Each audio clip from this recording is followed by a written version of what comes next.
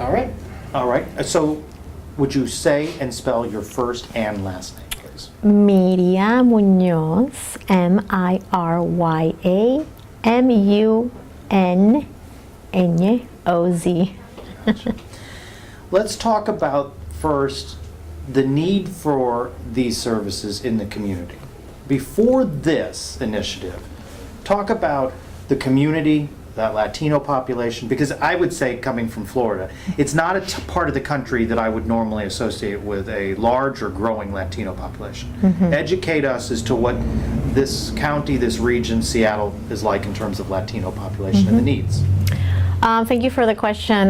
Definitely where we are right now in the Pacific Northwest, the growth in terms of Latinos is fast. And there is a national study from Boston College where they speak about that. Is out of all the regions, this is where it's fastest growing. And the community that's coming here sometimes have low levels of literacy, and they're challenged by multiple barriers.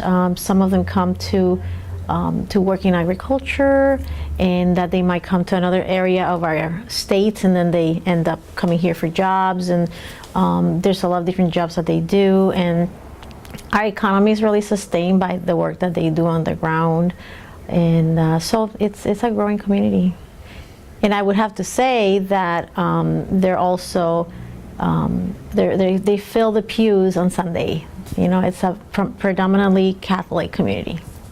So you've got a growing population coming here for work, opportunity, but there also may be needs, and you see opportunity in education. That may be an underserved area, and education, of course, as we know, is a key to success and growth and jobs and the like.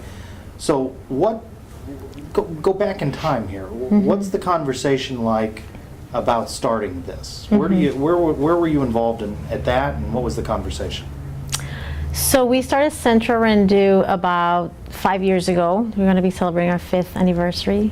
And when we started, we're sitting right now in one of St. Vincent de Paul thrift stores in South King County. South King County is, there's a lot of income, there's a lot of wealth in the city of Seattle. We are in the southern part of the county, where Seattle sits on the north end, we're on the south end. Poverty is growing in the south end. We're sitting at the, like I said, the St. Vincent de Paul thrift store in the south end. And when we started here, we had nothing, right? It was just an empty space adjacent to the retail piece of the store. 5.5 years ago, maybe a little more than that, the council went through a strategic plan and recognizing the demographic changes, and they wanted to do something for the Latino community, but they didn't know where to start. And we went into the nearest Catholic parish, and we listened to the Latino community there. We went to other parishes as well. We heard the same thing. The Catholic Latino community is growing. They have multiple needs, but there's a certain fear of going into public agencies. In a sense, we asked, would you come to St. Vincent de Paul? They said yes. I think they sensed that St. Vincent de Paul, falls under the umbrella of the church, and that they felt comfortable coming to a thrift store where they shop. And I think that was some of the idea behind the strategic plan of saying we need to put services in our stores. The people we serve shop where we have our stores. And so after listening, we heard over and over the community has many needs, but education seems to be, and I would say our education is a privilege. When I look back at my own life and my parents paying for my own education even, education for me is a privilege in my own life. So to be able to provide that in a way that is meaningful and is impactful and that it makes sense to the community. As I mentioned earlier, we have people who might have low levels of literacy, meaning that they might have not had the opportunity to complete their education in their country of origin. They might arrive here with a third grade education, and we expect them to take an ESL class and be proficient in English overnight, and there's a lot of desire to do and to accomplish, and this community comes with lots of dreams, and we want to make sure that people know how to go to school, how to study, how to, do this day in and day out, where they're putting themselves out there and learning new tasks and how to educate themselves, so that as they continue to grow in their own education, they're able to take on English better. I don't know if that makes sense. So if a person doesn't know how to read and write in Spanish, it would be harder to go into an ESL class. So we offer both. We offer ESL, we offer literacy.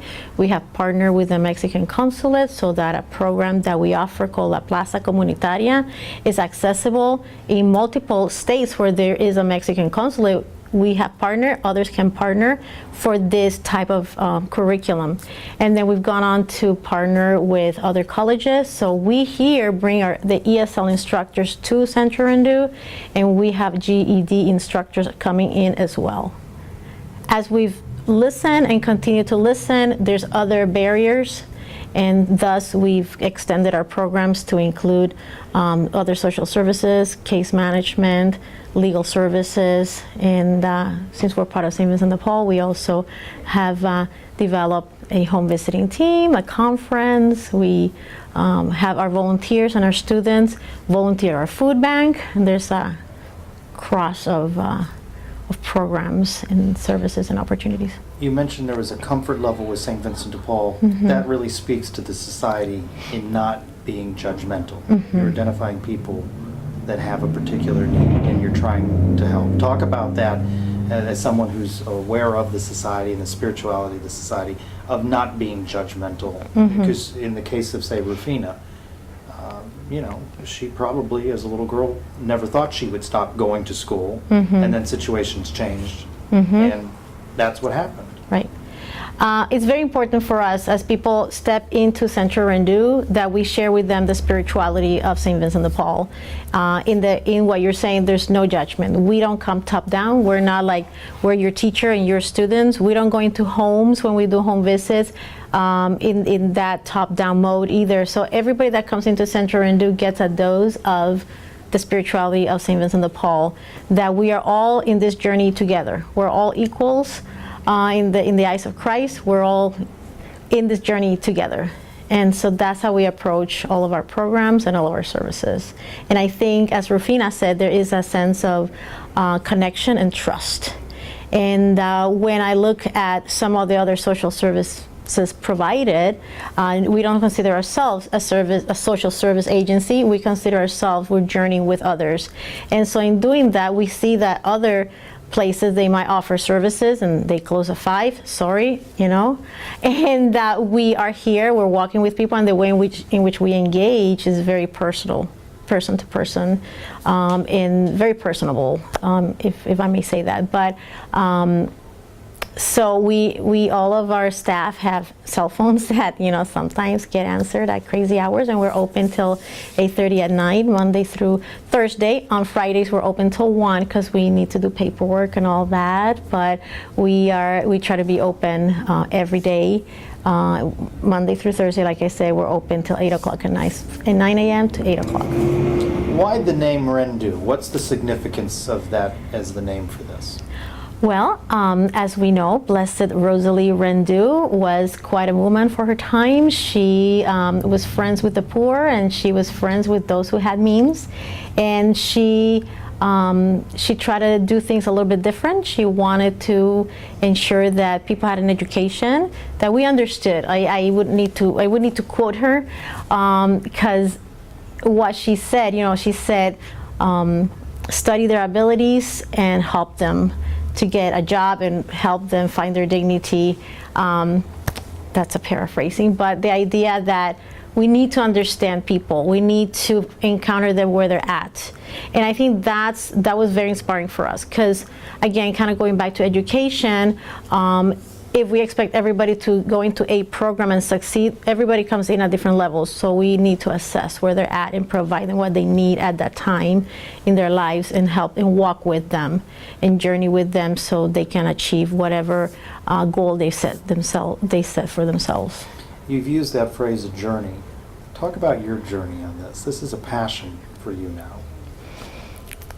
How far do I start? Well, just what drives you to do this? You, Mm-hmm. you see the ability to make a big difference in a lot of people's lives. Mm-hmm. Well, I grew up in Puerto Rico. So I am a U.S. citizen by birth, and I was privileged to go to school. I'm the youngest of 5 sisters. I was privileged also in feeling loved by my parents and by my sisters. I was able to go to the University of Florida, where I graduated with my business degree, and started working in different jobs. Became a mom. I'm a mom of 3, and 3 beautiful daughters. And at one point, when I moved to Seattle, the church was looking for bilingual people who could engage in a lay ecclesial ministry program called Christi Fidelis, which is something that the previous archbishop had set in motion in a spirit of communio, to bring the church and all its gifts, to bear fruit. And I was able to be a part of that. I was the first Hispanic Latina to graduate from that program, and I felt quite a responsibility to go back and serve in the church, even though I've been a Catholic all my life, to be able to serve. And in my parish work, I was able to be pastoral assistant for faith formation for English-speaking and Spanish-speaking parishioners. And in that, I saw that there is disparity, that there's a lot of need. And as we were teaching the sacraments and so forth, the real human needs surfaced. And being able to respond to that, the Archdiocese of Seattle promulgated a pastoral plan for Hispanic ministry that speaks to the broader response to this ministry. It's actually called From Guest to Host, with the idea that everyone can give. Sometimes we think of some communities where they're needy or whatever, so they're guests here and we're going to serve them. But the idea that people can help themselves, and that we all have capacity to give. And so how do we create opportunities to ensure that the Latino community have access and opportunity to be leaders in their own community, in our own church, in the church in the United States? So that's easier said than done. So we need to ensure that there's opportunities, programs, that we open doors, sometimes kick doors open maybe a little bit, in terms of the community out there, and think differently. I think creatively, like our founders would say, right? Creativity has no end. I mean, charity, it depends on using our creativity that God has given us. So I know that, when Ned Delmore, our new executive director, took on the leadership role in the council, they were doing some really looking in, and say, how are we going to respond differently? And I think he did some work, with the board and the strategic plan, and he was instrumental, and his leadership was instrumental in looking at things differently. And I'm forever grateful to the council and those visionaries at that moment who said we need to do things differently and respond to the needs on the ground and our demographic changes and the needs of the church.